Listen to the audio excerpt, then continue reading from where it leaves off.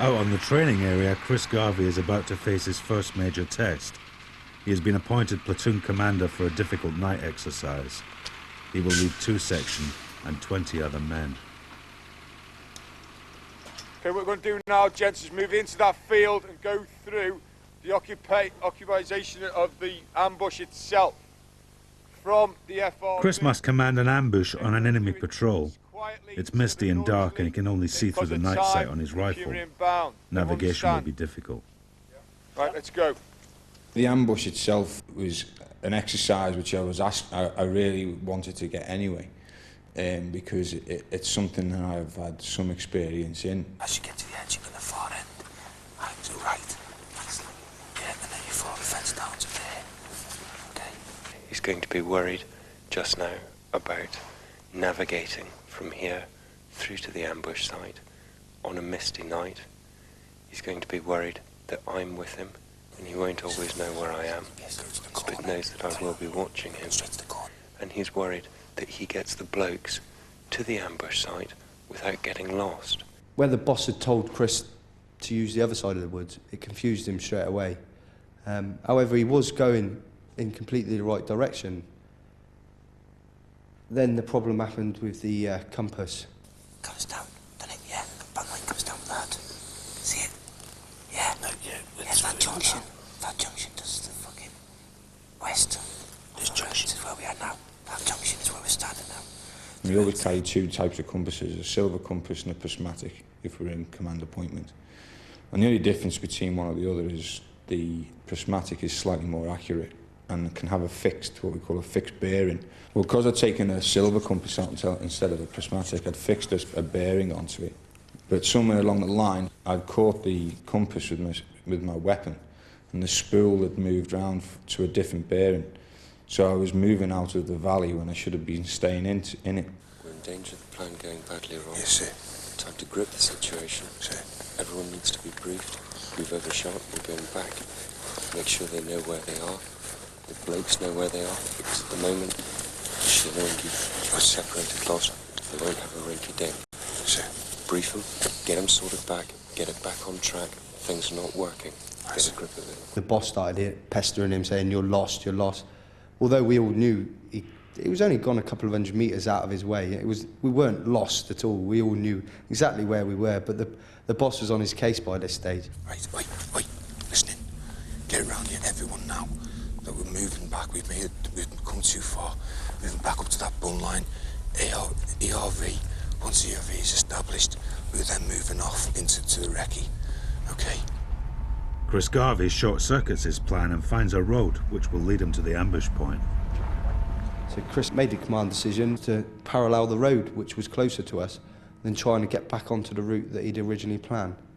So the boss faulted him for that, basically, because he'd laid down a route in orders, but didn't stick to it. I was just getting everyone in, and then I'm going to move off. Move off with who? No, forward recce. Got into the position, and we had the ambush set. Again, Captain Ramsey putting restrictions on me, pulling me apart. We haven't moved more than 100 metres from the position, and all you're doing is talking about each other's washing. Get out of here, get a grip. It's just started to make me snowball a bit, and I was getting a bit flustered, and I thought this is going to go really bad for me.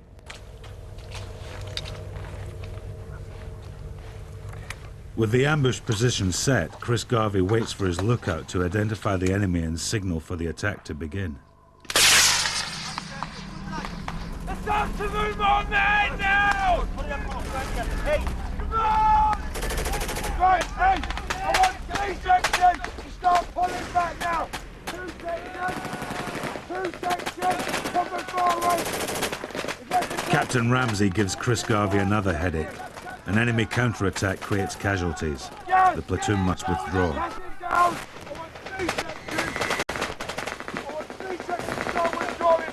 Roger, we have now just been encountered by enemy. We are now doing patrol. We have got a number of casualties en route back to your group. Section over.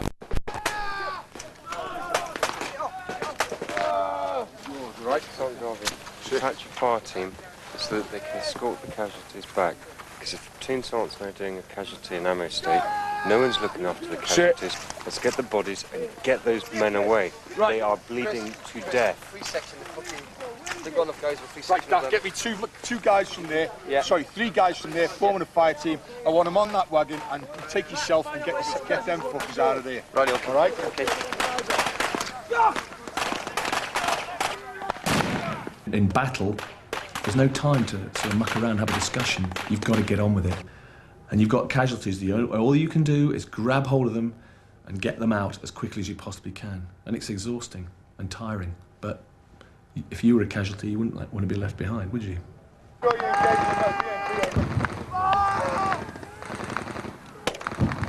In the pitch darkness, it's proving difficult to find and carry the 16-stone casualties. Why the fuck are they dragging if he's shot in the shoulder? Come on, give him a hand. Get up. Fuck his hand here. Come on, people, come on. Shot in the shoulder, not the legs. Let's get going, you want to be at least 2 or 3 men with each of these parties. Better still, let's get them all together so we're not split up. Casualties, follow up, please. Come on, we need to start moving these out. Get him on the stretcher and fucking moving now. He's on the stretcher. 1, 2, 3, left. Let's go. Let's go. Let's go. Stop! One over here, one section. Chris Garvey has successfully managed the retreat, but the instructors are not happy. We're all in the infantry. Navigation is one of your basic fundamental skills, okay? If the platoon commander gets lost and you haven't told him where he's going wrong, as far as I'm concerned, you go downhill with the platoon commander on this course, okay? Because you're not doing your job, all right? And as far as I'm concerned, if you can't get from A to B, you haven't achieved your mission.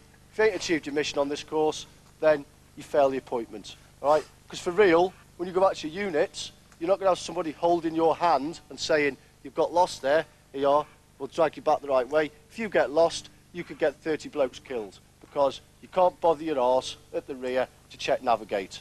Everyone understand that? And it was all down to a simple thing of a bearing getting knocked off. And I'm sure he'll get rag for that for the rest of his army career. Did I not say last night, all commanders, full command kit? Yes or no? Yes, sir. Okay. Because of not having that command kit and not having a prismatic compass with the bearing set, we got lost.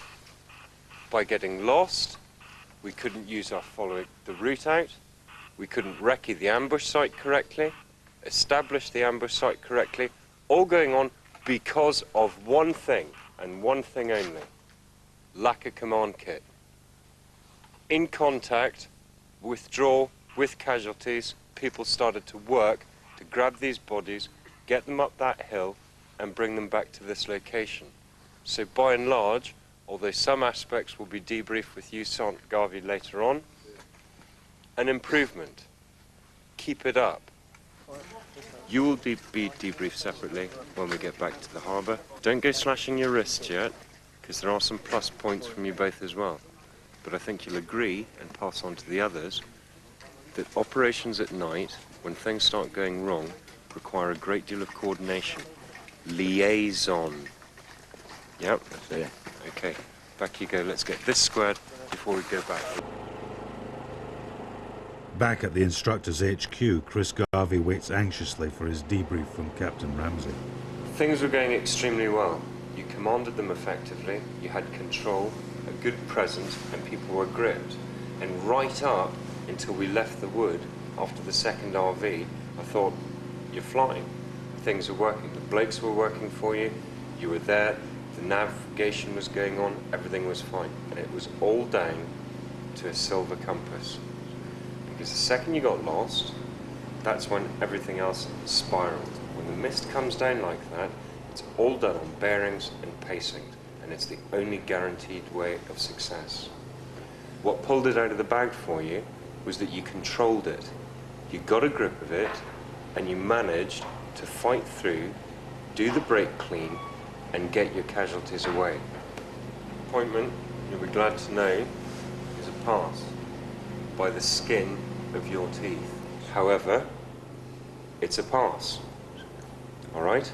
Anything for me? Okay. Off you go.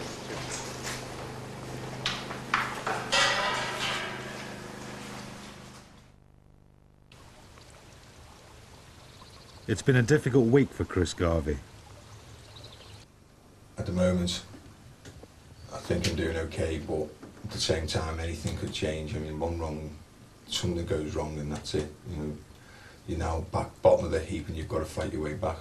Yeah, I'm supporting Chris on this course. I think the only way I can be supportive, though, is just to be here for him if he rings and he wants to have a moan. Be here for him of a weekend when he comes home, again, so he can sit and tell me what's happened.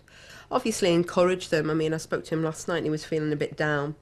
I want him to do well, course I do. He wants to do well. And you've just got to be there to sort of boost the morale and keep them going.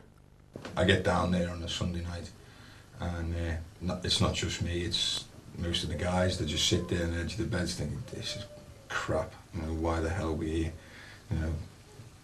But the next day when we start work, as soon as we're in the field, then that's it.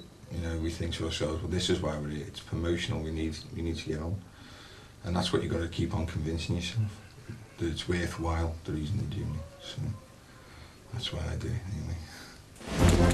Next week on Battlestripes, 2 sections baby John Reynolds encounters Star Wars. All right, the middle of the bus here. We've got fire going over, bullets going over our heads now. And the Sergeant Major's on the warpath. If you can't get it right, then how do you expect your blokes to?